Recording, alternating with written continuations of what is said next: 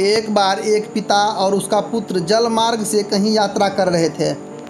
तभी अचानक दोनों रास्ता भटक गए।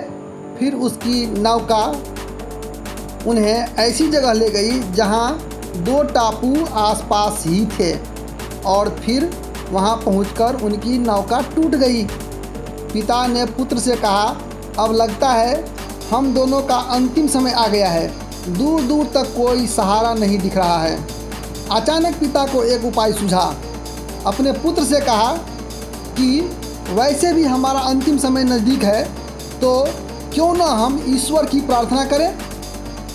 उन्होंने दोनों टापू आपस में बांट लिए, एक पर पिता और एक पर पुत्र, और दोनों अलग अलग टापू पर ईश्वर की प्रार्थना करने लगे।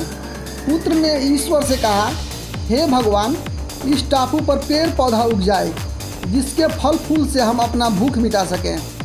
ईश्वर ने प्रार्थना सुन ली। तत्काल पेड़ पौधे उग गए और उसमें फल फूल भी आ गए।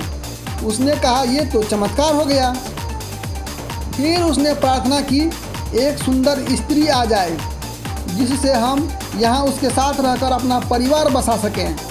तत्काल एक सुंदर स्त्री भी प्रकट हो गई। अब उसने सोचा कि मेरी हर प्रार्थना सुनी जा रही है, तो क्यों न ईश्वर से यहाँ से बाहर निकलने का रास्ता मांग लूँ।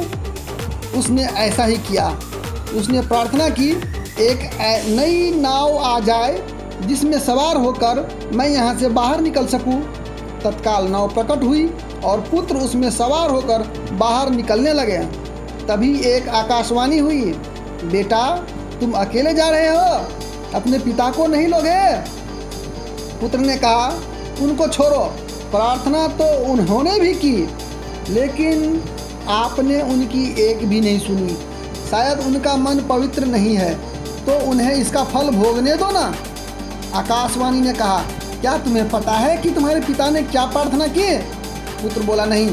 आकाशवाणी बोली, तो सुन, तुम्हारे पिता ने एक ही प्रार्थना की, हे भगवान, मेरा पुत्र आपसे जो भी मांगे उसे दे देना, क्योंकि मैं उसे दुख में हरगिज नहीं देख सकता, और अगर मरने की बारी आए तो मेरी मौत पहले हो।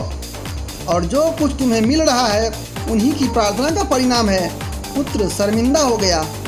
इसलिए हे सज्जनों, इस वीडियो को इतना शेयर करो कि सभी पुत्र के पास पहुंच जाए।